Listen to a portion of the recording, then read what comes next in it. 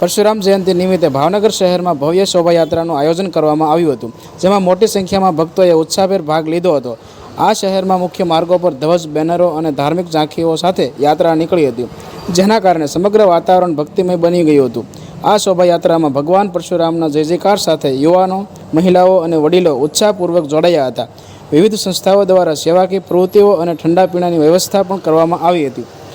સુરક્ષા માટે પોલીસ દ્વારા કડક બંદોબસ્ત ગોઠવવામાં આવ્યો હતો, તેમજ સમગ્ર શહેરમાં ધાર્મિક ઉત્સાહનો અનોખો માહોલ સર્જાયો હતો. આભાર.